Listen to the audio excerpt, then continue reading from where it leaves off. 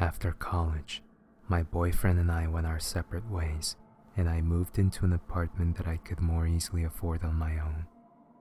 It was one of those modern apartment complexes with paper-thin walls and apparently floors, a cookie-cutter layout, and minimal landscaping. Despite their bright white sterility, my rooms decorated up nicely, and most of the other inhabitants of Greenfield Court were good, kind people. My only real complaint was my downstairs neighbor.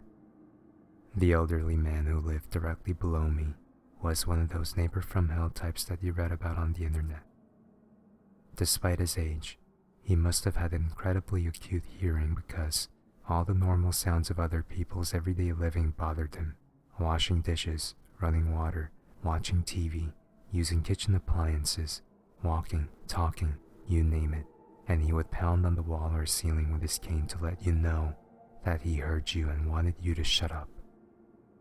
This Morse code was his main form of communication because he kept to himself and rarely left the house. I met him only after I'd already lived above him for over a month. As far as I could tell, he didn't actually need the cane to walk and only used it for banging on the walls. Mr. Downstairs, as I had started to refer to him, was lenient the first week while I moved in and got settled. After that, he started pounding on the ceiling with his cane whenever I walked too loudly. I had heard all the talk about this grouchy old man from my other new neighbors, but I still respected Mr. Downstairs as an elder, and I didn't want to bother him. I suspect that the families living on either side of him must have felt the same, because I can think of no other reason why Mr. Downstairs was allowed to continue his unpleasant behavior without consequence. All the other tenants seemed to have just accepted the situation and adapted. As a new member of the community, I didn't want to make trouble, so I followed suit. Anyhow, I couldn't really afford to move again so soon. At first, I tried to walk more quietly and then started wearing socks when it got colder. It didn't really help because he still pounded with his cane in the morning while I got ready for work and in the evening until he went to sleep around 9:30. I bet you could have a real jam session with this guy if you stomped back, my best friend once commented. I can't even begin to tell you how many times I was tempted to do just that. I often lightheartedly complained to my brother about the situation. He sent me padded bedroom slippers and a pair of tap-dance shoes for Christmas as a joke. I used the slippers during the winter and put the tap shoes in my closet in case I ever felt like starting a war with Mr. Downstairs. After my finances had recovered from the initial rent payments, I bought some throw rugs to muffle my footsteps and beautify my home. This helped a little and Mr. Downstairs and I reached a sort of unspoken agreement. I would try to walk as silently as possible, and he would usually only pound on the ceiling when I was rushing around getting ready on weekday mornings, and when I came home to make dinner and do chores, and when I had friends over, or if I dropped something. Okay, Mr. Downstairs was still a major pain in the butt, but at least he left me alone when I was quietly reading in the evenings and on the weekends. For some reason, I also seemed to be able to walk freely at night while he slept.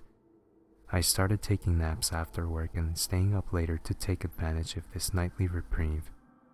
The situation held steady like this for almost a year. In late August, Mr. Downstairs' hearing seemed to improve tenfold, so that even the lightest steps set him off. I was spending a lot of time outside, so I didn't really notice the change until he started pounding on the ceiling for the first time in the middle of the night. I had gotten up to get a glass of water, and the instant the pad of my foot touched the floor, he started aggressively tapping. The first tap startled me and I almost dropped my glass. I assumed Mr. Downstairs probably just couldn't sleep that night and ignored the racket he was making. The tapping became banging as I walked to the kitchen, and the noise didn't stop until I had gotten back in bed. Mr. Downstairs was quiet until afternoon the next day. So was I. He was obviously catching up on nosleep, and I didn't want him to be awake and making noise anytime soon. As usual, he He pounded on the ceiling occasionally while I cooked and cleaned. Around 10:30 p.m., I started my nightly yoga routine. 5 minutes in, Mr. Downstairs pounded the ceiling directly below me, revealing that he was once again having trouble sleeping. The sound vibrated up through my feet. I continued doing poses for another few minutes, but gave up when the noise ruined the meditative quality of the exercises. I went to bed early and in a bad mood, but lay awake for a long time because I'd slept in the day before. I woke up early and unrested on Sunday morning.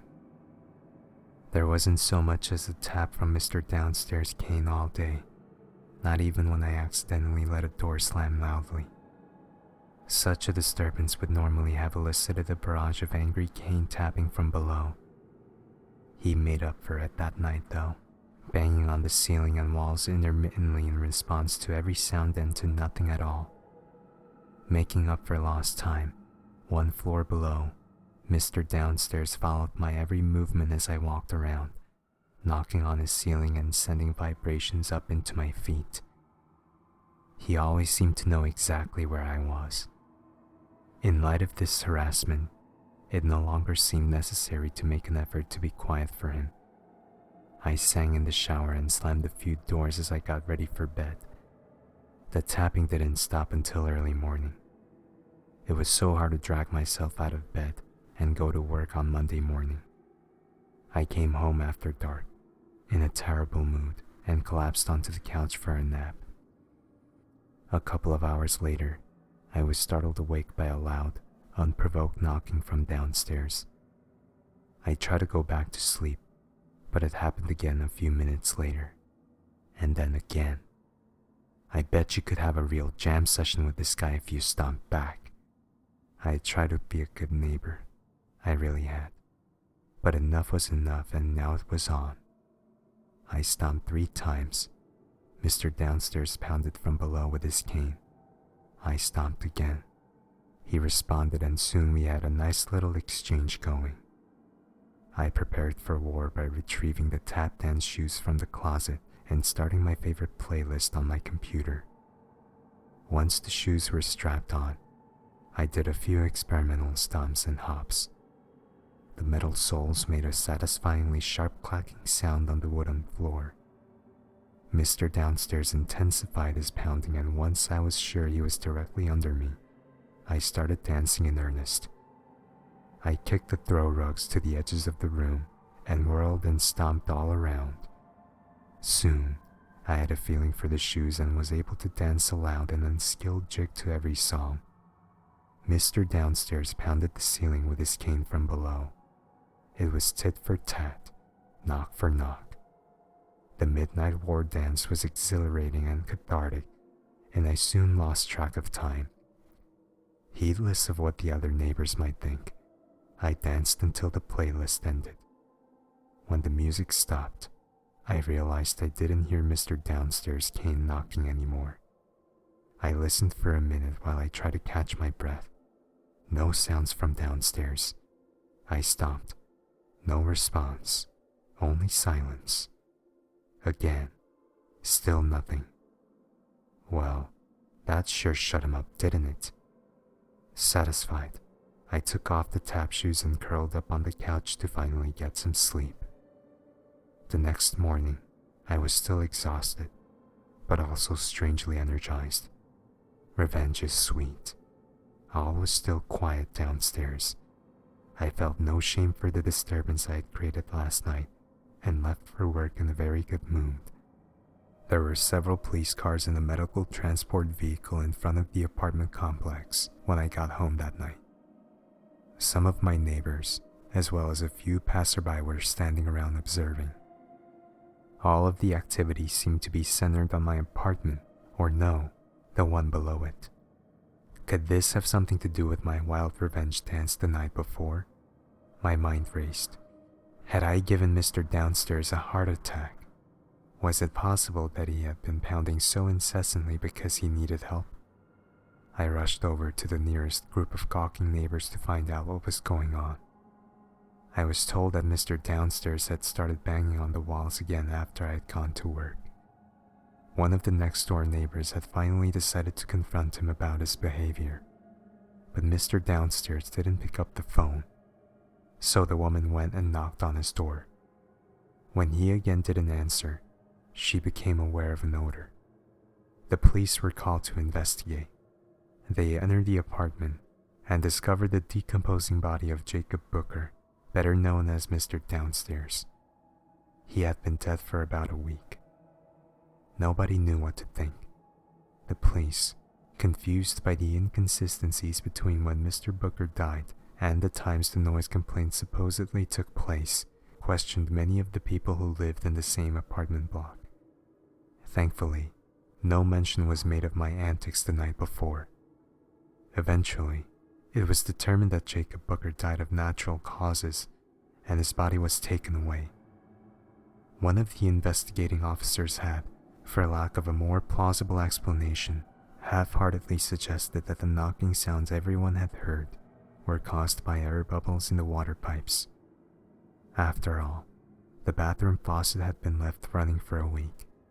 Yeah, sure, just air bubbles banging in the pipes. My neighbors and I stood on the front lawn talking through the distressing events of the day for a long time after the police left. No one discussed the noisy plumbing. None of us wanted to go back inside. The conversation turned to more mundane topics in an attempt to regain some normalcy. When the sun had set, and the chill we all felt was more due to the cool temperature than anything else, we, one by one, returned home. Even with the lights on, I couldn't sleep that night. I listened to the empty rooms below me and thought about what could have happened to me as a consequence of antagonizing a spirit, or what might still happen, because unnervingly an occasional tapping noise could still be heard from downstairs. I told myself it was just my other neighbors making noise, or the air in the plumbing. I tried to ignore the goosebumps running along my spine. For the rest of the week, I slept with the covers over my head, very still, all body parts tucked safely underneath and my eyes clamped tightly shut, just like when I was little. I didn't hear the tapping sound again after Booker's next of kin collected his belongings.